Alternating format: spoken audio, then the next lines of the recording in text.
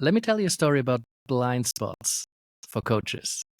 I had a one-off supervision session with who struck me as somebody who's really, really self-aware, very reflective, quite introvert, but very in tune with what's going on inside of himself. And so I was looking forward to the session. It was just 20 minutes.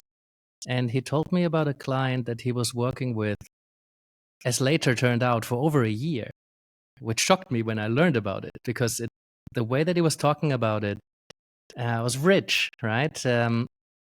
Very reflective. Like I said, he was aware of a lot of things, both within him, within the relationship, and also within the client. So he gave me a bit of context, this or that. None of that is really important. What was important that at some point I asked him, who, if anyone, does that client remind you of? And it was kind of a shot in the dark. I sometimes ask that question because of what I know with my psychodynamic lens. There might be some relationships outside of the coaching room that unconsciously influence what's happening in the coaching room, right? So, and then the coach said, the client reminds me of the father that I always wished I have had. So that was obviously very rich material, right? We didn't have that much time to dive into the depth of what that now means. But what's important in this story is that he wasn't aware of that. And that's why I didn't know how long they had been working together, right? I had assumed it was like a session, maybe 2, maybe 3. But then he told me it's been a year and he had not made that connection, right? Talking about a big blind spot.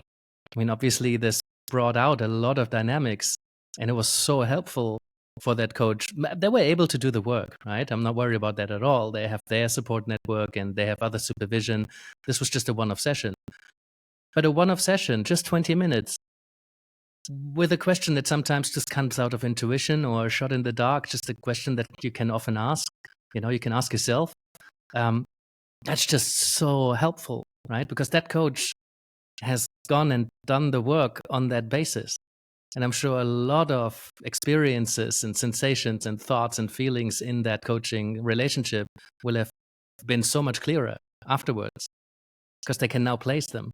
But if we hadn't made that connection, that would have not happened.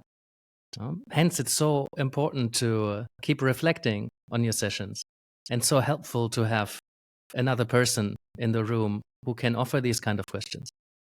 I'm also working on an AI post-session reflective practice buddy. I don't want to quite call it a supervisor yet because we're still developing. We're recording this in mid-March 2025. But one of those versions I've programmed, I've prompted to offer these kind of questions just as a shot in the dark because it can be helpful. Who, if anyone, does that person remind you of, that client of yours? And it might be, no, nobody comes to mind. Great, we move on, right? But maybe a really rich blind spot is getting revealed by asking this kind of question.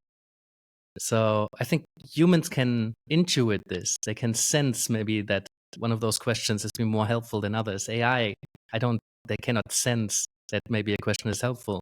They can just take shots in the dark. But that might also be really helpful. So today I'm going to invite you to, as reflective and as self-aware you think you might be, if you're not currently working with a supervisor or a coach or engaged in some sort of practice with another that can help you reveal some of those blinds. We all have them, right? And we can be as highly self-aware as we want to be. We can be the pinnacle of self-awareness. We still will not see our own blind spots. That's why it's so important to work with someone. So if you're not currently, go find someone to work with or people.